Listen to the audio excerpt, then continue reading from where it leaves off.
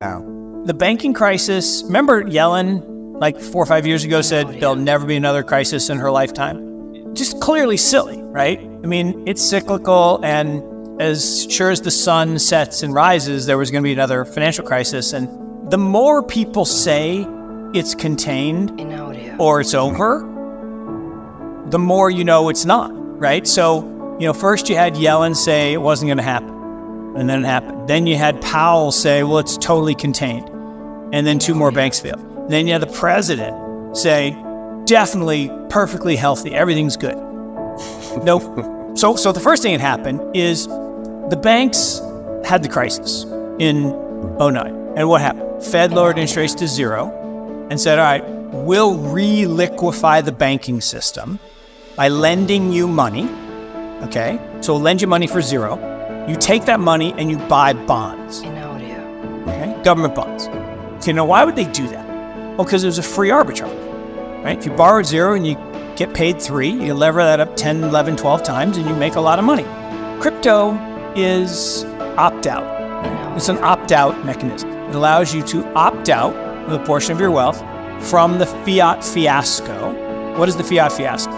Well, following the Knickerbocker Trust debacle in 1907, John D. Rockefeller and J.P. Morgan concocted a scheme with with John D. Rockefeller's father-in-law, Amory Aldrich, to launch the Federal Reserve. But what was the Federal Reserve? Okay, the Federal Reserve was a plan to create a federal, not government, but a private corporation. This is the funny thing. The Federal Reserve is neither federal nor has any reserves. Right? It's not a government entity. It's not owned by the government. And it has no reserves. It's not a bank. It is literally a private corporation modeled after what? Modeled after the Bank of England, which is modeled after what? Modeled after the Netherlands National Bank, which was created by the Rothschilds in 1607. For what? To create money out of thin air.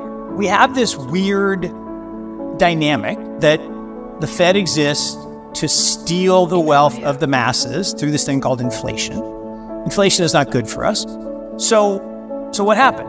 All of the graft and corruption of the savings and loan crisis and the first banking crisis in the 90s and the second banking crisis, global financial crisis in 2009. So January 3rd, 2009, Bitcoin is born. The ongoing adoption of Bitcoin by governments, institutions, and media signifies a broader recognition of its value. However, Yusko asserts this journey is just beginning, comparing the initial years to the current widespread interest and investment. With a giant spotlight on Bitcoin ETFs, Yusko highlights this being a significant development in the financial ecosystem. He also suggests that BlackRock, under the guidance of Larry Fink, will lead the charge in obtaining regulatory approval for a Bitcoin ETF. Why was it born on that day? And why is the first image on the Bitcoin blockchain, in the Genesis block, a photograph of, or JPEG, of the Financial Times, Chancellor on the brink of second bailout for banks? Well, that is, again, a commentary, social commentary on why Bitcoin needed to be created.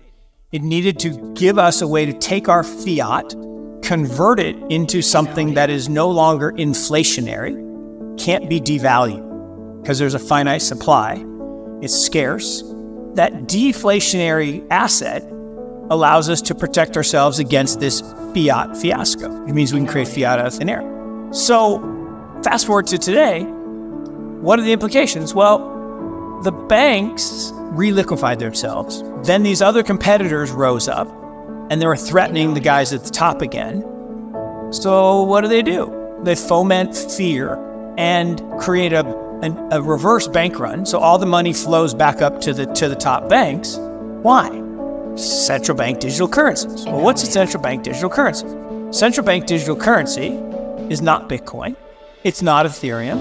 A central bank digital currency is a closed, centralized ledger that is a surveillance tool and a control tool. So it's all the worst things about fiat money, inflation-oriented, can be devalued by decree, plus programmability and control.